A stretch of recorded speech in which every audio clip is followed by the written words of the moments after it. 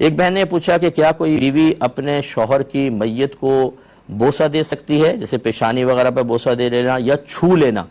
یہ بلا حائل چھو سکتی ہے کہ نہیں؟ دیکھیں اچھی طرح یاد رکھیں کہ جب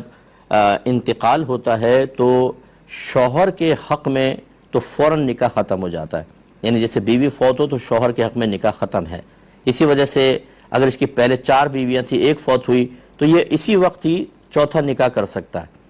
اگر یہ نکاح فوری طور پہ ختم نہ ہوتا تو پھر تو یہ 5ویں بن جاتی، اور 5 عورتوں کو بیک وقت نکاح میں رکھنا منع ہوتا، تو دنیاوی حکم کے لحاظ سے اس کا نکاح ٹوٹ جاتا ہے فوراً۔ لہذا شوہر اپنی بیوی کو چھو نہیں سکتا اور کوئی معاملات نہیں کر سکتا، نہ غسل دے سکتا ہے۔ ہاں اگر حائل ہے، کوئی کپڑا وغیرہ جیسے کفن ہے، اس میں یہ کر سکتا ہے کہ مطلب قبر میں اتار رہا ہے تو اپنی زوجہ کو اپنے ہاتھوں سے اتار سکتا ہے، جنازے کو کندھا دے سکتا ہے، لیکن بلا حائل چھونا یا اس کو غسل دینا یہ زوجہ کو نہیں دے سکتا، نکاح فوراً بریک ہو جاتا ہے۔ لیکن جیسے میں نے کہا یہ دنیاوی لحاظ سے، اگر جیسے اس نے دونوں مریں گے اور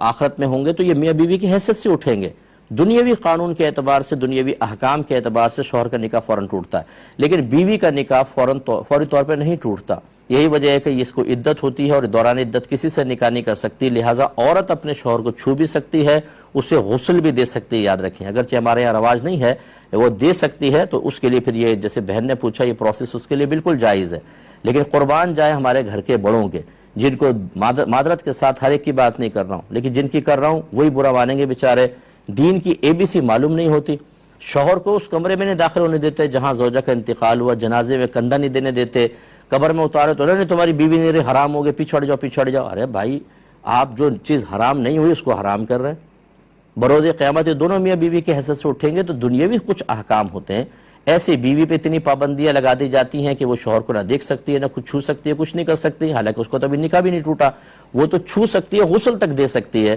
ان چیزوں کو ذرا سمجھیے خدارا، اور میں بڑوں سے گزارش کرتا ہوں کہ جب آپ اس طرح کے کوئی شرعی حکم بیان کریں آپ اپنے طور پہ نہ کریں۔ آپ کے خاندان میں کیا ہوتا رہا، آپ کے خاندان میں سارے کوئی مفتی عالم نہیں تھے، وہ بیچارے وہ بھی عام لوگ تھے، انہوں نے کوئی رسم و رواج ڈال گئے اور اپنے لیے بہت بڑا گناہ جاریہ کر گئے۔ آپ تو روکیں اس گناہ جاریہ کو، ورنہ آپ بھی اس میں شامل ہو جائیں گے، آگے گناہ جاریہ ہوگا۔